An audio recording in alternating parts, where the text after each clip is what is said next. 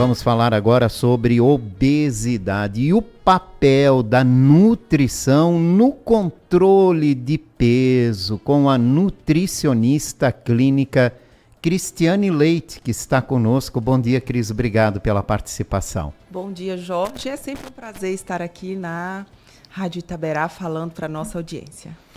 Vamos começar a falar sobre obesidade, porque nesta semana, dia 4, foi o Dia Mundial, da Obesidade, que é um dia dedicado a se refletir sobre essa doença, que é o excesso de peso, né, Cris? Exato.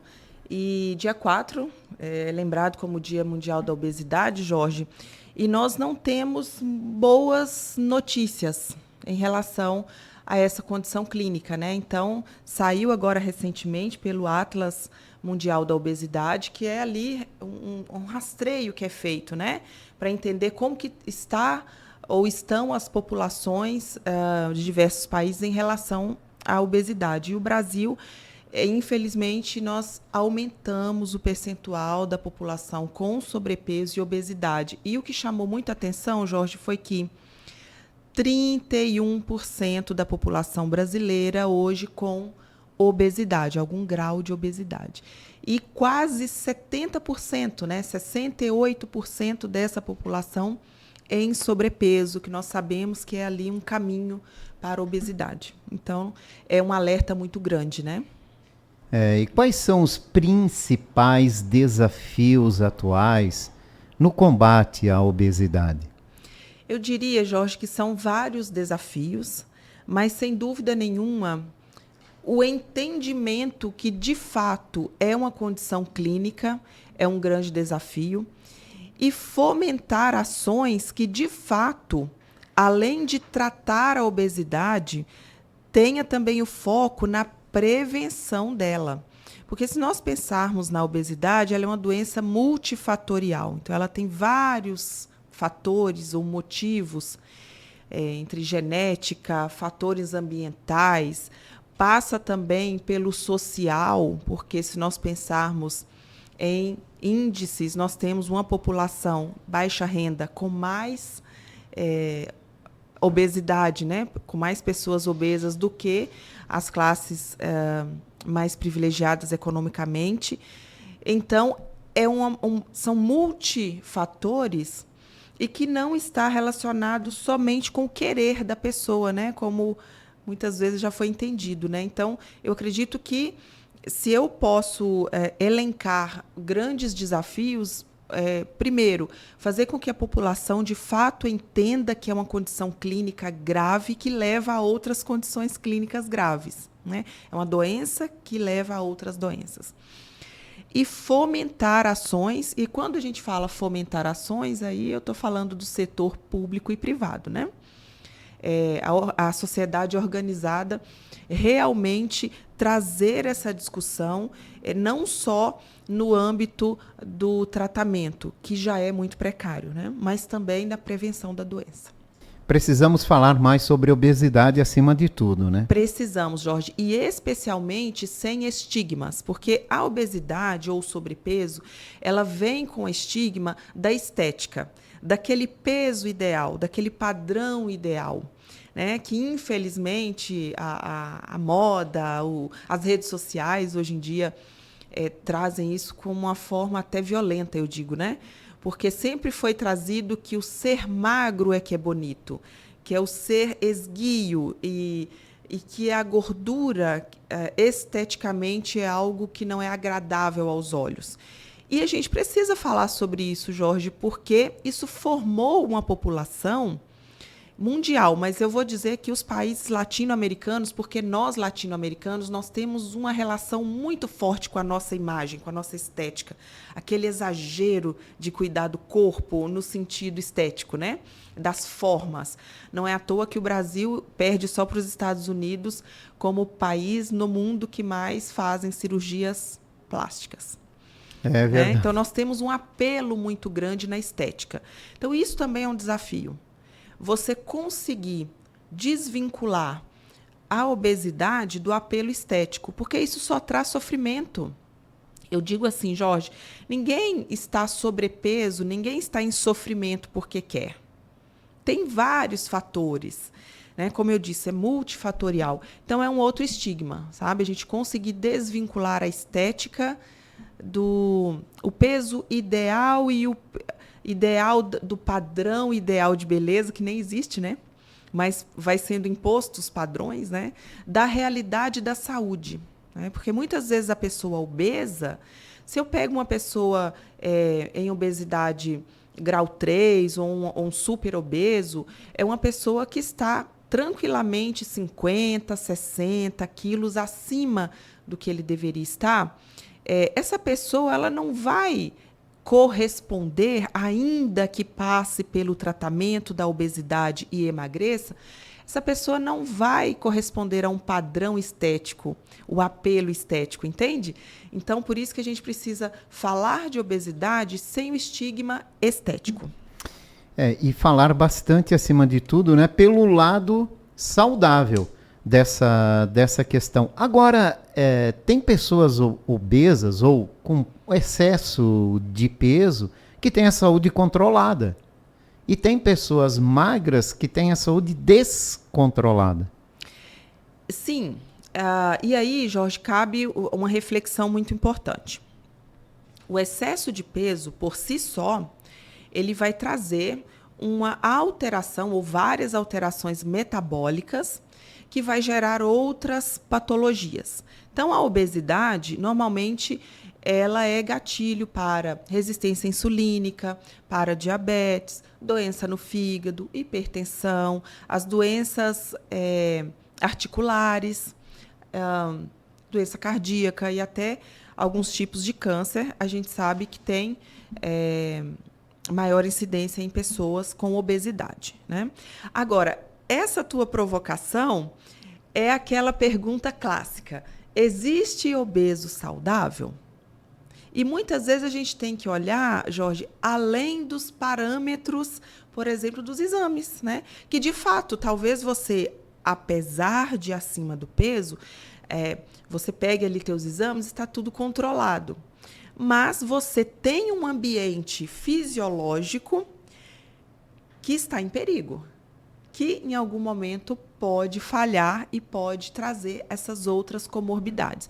E é claro que pessoas magras em peso controlado também podem desenvolver algumas patologias, isso sim, mas indiscutivelmente o sobrepeso e o grau de obesidade é de fato um ambiente metabólico mais perigoso. E a nutrição se encaixa aí, né, no controle de peso como essencial, né? Mas é só fechar a boca para emagrecer, hein, Cris? Só parar de comer? Olha aí, né? Que pergunta capciosa.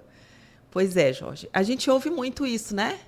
É só fechar a boca, passa um esparadrapo na boca que resolve. Não é bem assim, né, gente? Quando eu falo de doença, quando eu falo de ser humano, eu estou falando de algo muito sério. E como eu disse, a obesidade ela foi estigmatizada ao longo dos anos, muito voltado para a estética, e a pessoa obesa, ela tem uma luta muito solitária. Porque as pessoas, e aí quando eu falo as pessoas, é a sociedade, e eu incluo, infelizmente, os profissionais da área da saúde. Acabam entregando uma mensagem para essa pessoa de que essa luta é só dela, que ela tem que resolver, que ela tem que fechar a boca. Só que não é uma luta individualizada. Deveria, de fato, ser uma luta, se eu posso dizer essa palavra, né? Mas deveria ser algo coletivo. E aí entra, sim, saúde pública, saúde privada, as empresas de forma geral, inclusive as empresas alimentícias, né, que envolve ali a alimentação, enfim, da população de forma geral. Então, não é só fechar a boca, é controlar todos esses fatores, né, que perpassa pela genética, perpassa pela qualidade de vida, a nível social, quanto tempo por dia essa pessoa trabalha, se ela tem acesso ou não a alimentos de qualidade, se ela tem acesso ou não à rotina de exercício físico, se ela tem acesso ou não a médicos, a nutricionistas, a psicólogos. educadores físicos, todo o aparato profissional. Porque se eu vou combater uma doença que não tem cura, né? A obesidade não tem cura, Jorge. Tem controle, tem tratamento para controle. Eu faço um adendo, você que está nos ouvindo. O maior peso que você já pesou na tua vida é para lá que o teu corpo corre. Então, se você já pesou, exemplo, 130 quilos e fez tratamento, emagreceu e hoje pesa 80 quilos. O teu corpo está todo apto a voltar para o máximo que ele já teve. Está todo apto a voltar para esses 130. Tá? Isso é metabolicamente. Ou seja, além de tratar e emagrecer o excesso, a outra luta é conseguir se manter num peso saudável que te tire dessa zona de fatores de risco. Então, olha só que complicado que é. Então, não é só fechar a boca. Obviamente que a alimentação sempre vai ser a base para um corpo saudável? Sim, sempre vai ser. E a nutrição é uma ferramenta que não pode ficar à parte. Né? E querendo ou não, né, apesar de tudo que vem junto com isso, mas aquela intenção de ter o corpo esteticamente perfeito ajuda nesse controle, querendo ou não, né? Olha, Jorge, eu penso que é uma faca de dois gumes, assim, porque ao mesmo tempo que você buscar um corpo esteticamente melhor, porque infelizmente muita gente procura o emagrecimento, não é pensando na saúde, na né? saúde, sim, na não, estética. tá? Não é pensando nos exames que deram alterados, um colesterol que está muito alto, ou numa resistência insulínica, uma glicose que já está mais alterada aí acima de 99. Não é não, infelizmente. De fato, a maioria das pessoas procuram para se ver melhor no espelho. Por quê? Porque existe essa busca pela melhora estética, como se você fosse melhor aceito no mundo se você fosse magro. Isso está tão gritante, Jorge, que a indústria fitness, a indústria estética, ela traz isso de forma até violenta. Que você não basta você ser magro, você tem que ser magro e tem que ser atlético. Não basta você ser assim, você tem que ser assim, assim, assado. Isso tem que servir de reflexão, sabe? E, claro, voltando ao teu questionamento, você buscar um objetivo é sempre muito válido. Agora, será que esse objetivo é para todo mundo? Será que todo mundo vai conseguir alcançar esse objetivo? Porque aí a gente está falando também de saúde mental, né? É psicológico. Aí abala. Aí abala. Aí abala e abala muito. Qual é o sinal de alerta para quem está acima do peso? Bom, sinal de alerta, eu diria que, até pensando nos meus pacientes no meu consultório, quando eu recebo, aí eles respondem, o meu objetivo é emagrecimento.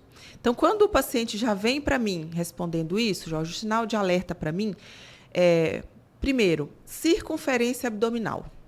E aí, de fato, meu Deus, aí caiu metade da 90%. Tu vê, A circunferência abdominal é um parâmetro usado tanto pelo Ministério da Saúde quanto pela OMS para definir ali limites, né, daquela quantidade de centímetros, que é a nossa circunferência, por conta dos fatores de risco.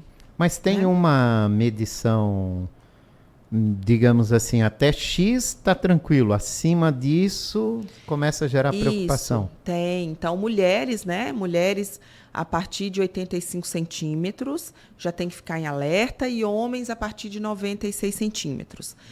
96? Mas tem outros parâmetros importantes, né? Então, o IMC é um parâmetro, né? O índice de massa corporal normalmente é um parâmetro utilizado para definição de populações. Então, é um padrão mais generalizado.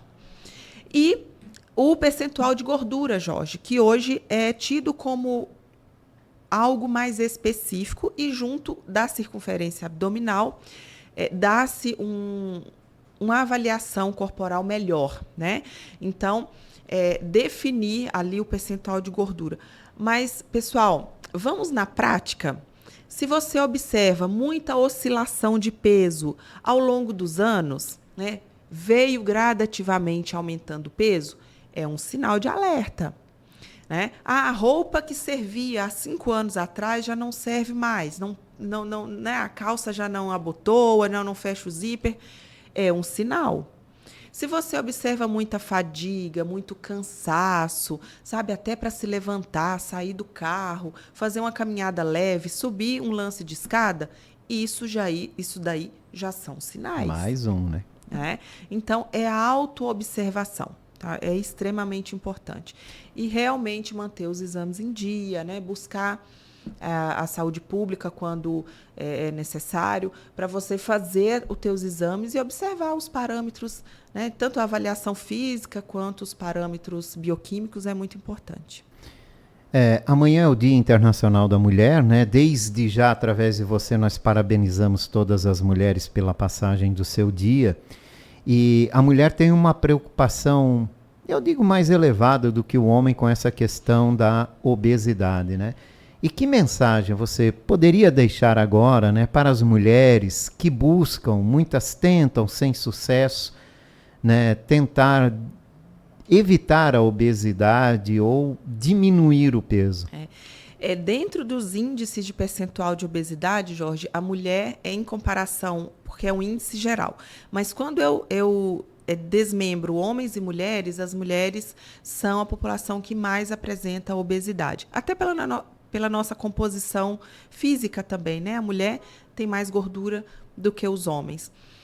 Mas o que eu deixo para as mulheres é: se cuidem, mas busquem profissionais sérios.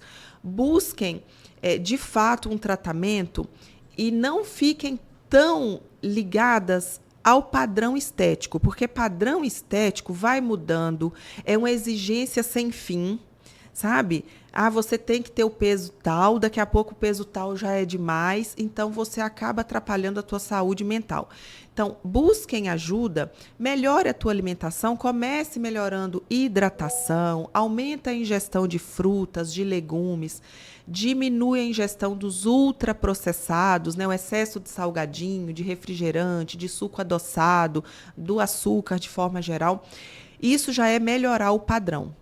Mas a obesidade não se trata só com nutrição, se trata com equipe multidisciplinar. Então, busque profissionais sérios e que estão aptos realmente a receber a tua demanda e te ajudar.